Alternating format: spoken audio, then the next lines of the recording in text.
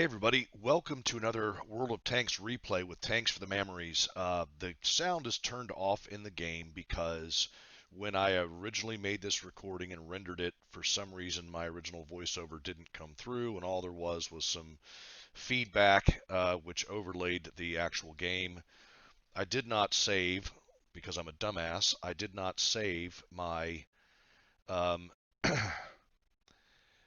the raw files of the original recording where I could have just pulled the audio out and redone it, so I'm having to take the game and do it this way. So my apologies. This is MW Conrad in his STB-1 on Prokhorovka.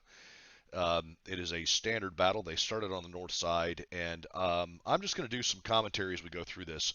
There's him and this Progetto right here. Those two guys are going to make the line. The Progetto will take a little longer to get there, but they're going to make the line over towards the zero line and the ridge and the crest of the ridge there, and try and do the typical shooting of vehicles that come across the middle ridge in the map there down by the railroad tracks in the town. So he's doing his best to make his way over here on this side unseen, staying low as possible. And he's going to get up there with this STB-1 and see what he can come up with. So that's sort of how this game opens. You've got the typical, TDs and heavies and things like that going down the one line, and you've got a couple of light tanks coming over this way. There's also going to be a TD that makes its way over here. Now he spots a couple of guys in the middle, got the houses and stuff in the way. He doesn't get any shots off on them, so he's going to try to come to this bush here and do what he can to get in that bush. It is a good bush, and there's a bunch of bushes in a row, so you can really stay pretty hidden, pull back, and do some shooting. There's an AMX-30 in the middle, and there's also a one of those big, I think it's a Swedish autoloader up there as well. He doesn't really see anything, but he gets spotted by this T-54 lightweight. So he takes one of the hits, takes a hit from the AMX there, pulls back, disengages, comes back around, and is getting ready to do some berm drills on this ridge line. So the Progetto is still back behind him a little bit, and he's doing what he can. He knows he's not going to be pushed right now, and he's got some people back there. You see the Jagdpanther coming up. Artillery's back there in the water. The Progetto is going to start making his way up here in just a minute, but this is where things get really interesting. And Conrad's with the Otter Clan, and they're pretty darn good. He takes a good shot here. One thing I'd like to talk about in this is that if you watch how he shoots, so he bounces one off of that guy right there. That's going to be a problem later on. But if you watch how he shoots, he is very judicious in how he shoots. And I think artillery just deleted one of the guys on the top of the hill there for him, T-34 that showed up. But he's judicious in how he shoots. He's going to poke back through the bushes again. He sees this guy. He'd rather take a shot at this guy. He knows he's going to pin him. He's got a good shot on him. He leaves the first guy alone for the minute. Now he's going to be able to take a shot at the side of the turret. Doesn't do anything.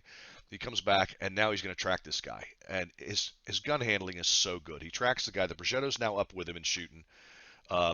He takes another shot, and his guys use repair kits. Now he's perma-tracked. And watch this. He's just going to continue to lay shots in the corner of this guy's front drive sprocket and just dismantle this tank. He's basically just going to dismantle this tank. The other guy up there, I believe, is already dead as well.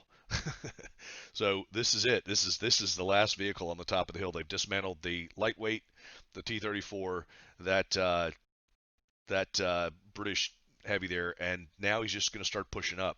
He's not sitting still anymore. The one line is pushing down strongly, and then all of a sudden, whoops, here he is. So he takes a first serious lick of damage from this guy, but this guy just backs up and goes, oh shit, I'm out of here.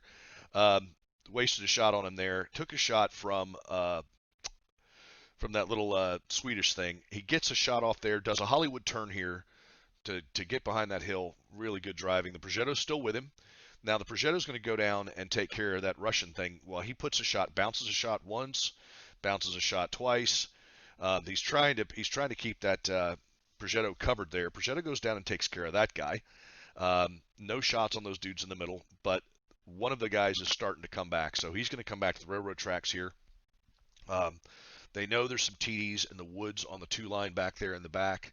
And so now he's going to get ready to come over. And the Progetto was still with him. Now this is weird right here. So he shoots that guy. There was a lot of damage done that was unspotted. He shoots that guy a second time. And that guy's just not paying any attention. I don't get it. He's not paying any fucking attention to where he's getting shot from. So Another shot into him there. Another shot into him there by the Progetto. And now we have this.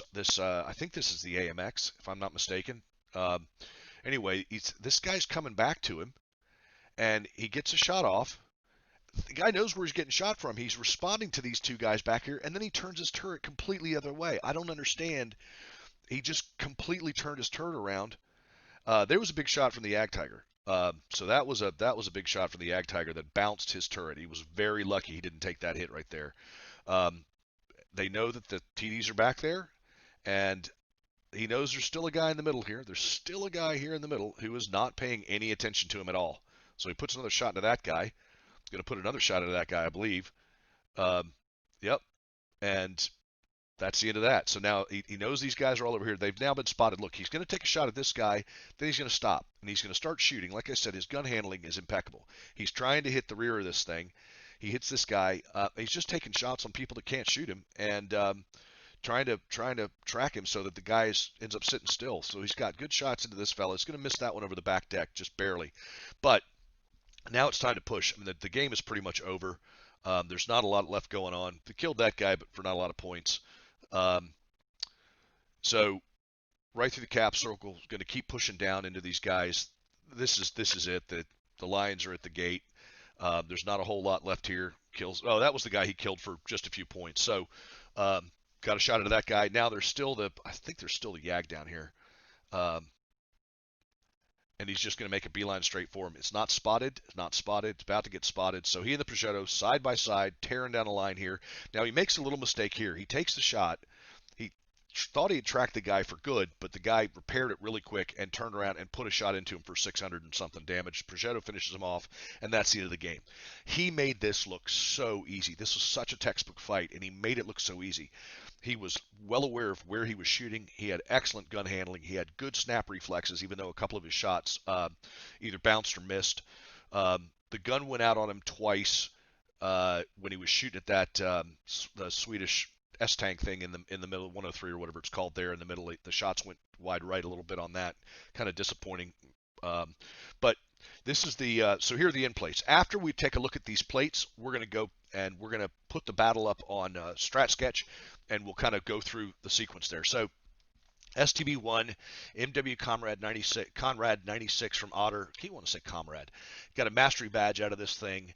He got a high caliber out of this thing. He did over 5,000, I believe it was 5,800 damage here. And you can see, like, he took shots at everybody. I'm surprised he didn't get Confederate with that, because he took shots at everybody. I mean, he only killed 4, but four, 5,800 damage, made it look really easy. You know, he's got a base XP of 1,300 plus, and came out top on his team. And again, he made it look so easy. That guy he dismantled on the hill, and he had a lot of help. You know, the couple of those guys on the top of the hill got deleted as well by artillery and by other players in his team. But he rolled those guys over, and that Progetto, good job on the Progetto with him, who came along for the ride. Ended up with a very reasonable score of 1,900 damage and 3 kills himself. So, just did a really good job. So we'll take a look at the last plate, and we'll talk a little bit about his accuracy, because he was extremely accurate in this. He had 30 shots fired, 24 were direct hits. Of those 24 direct hits, he had, 18 penetrations. Total damage of 5,800 plus. Distance from more than 300 meters was 2,700 plus. Damage due to player's assistance was 6,164. That is just a monster game. If you figure he's responsible basically for 11,000, almost 12,000 damage in that game. Really just a magnificent game. I mean, he lost money, of course, but still, nevertheless, he made it look so easy. And when you see guys playing like that, where he drove, he was consistently aware of that Progetto. He tried not to get in that Progetto's way. There's occasional bumping and scraping, but he was very aware where the Progetto was at all times, what his team was doing at all times, when he could push up, what he needed to do, and when he needed to stop and take cover. Just all around a great game. So here we have him. As again, started out in the north there in the green. He makes his initial departure from his spawn point, crosses the railroad tracks, gets down by the river, comes up to the hill.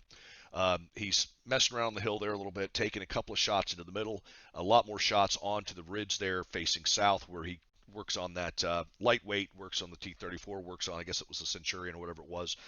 And then he, once all those guys on the top of the hill are deleted, he makes his push down, starts working on that Russian just as he gets ready to go down the hill, does the Hollywood turn behind the rock there. From that point, once the little Swedish thing in the middle is dead, then he, did I call it Swiss before? Swedish anyway. So then he takes the orange line, gets him to the railroad tracks, where he takes all those shots against that Japanese thing as well as the AMX and whatever else was in the woods up there. Then you see him cross directly, red line directly to the K2 into the woods there, where he's pumping shots out into those TDs that are back in the woods there. And that's pretty much, again, textbook sort of game for him. His team did really well. I mean, those guys that pushed down the one line and two lines did really well there. The guys in the middle kept as did a pretty good job spotting the guys in the middle. It ended up not being a big factor for him, except for at the very end there as he came over the tracks and was able to kill those medium tanks that were kind of holding stuff up in the middle there. Anyway, I thought this was just a really good replay because he made it look so easy. I wish I could play like that. Again, great team support. Good job to the Progetto. That was very helpful. I hope you guys enjoyed this replay. I met Matt on Twitter, Mr. Conrad on Twitter, and I enjoyed watching this replay. I hope you guys enjoyed it as well. Thanks for watching. Don't forget to like and subscribe, and I will catch you guys on the next one. Take care. Yeah.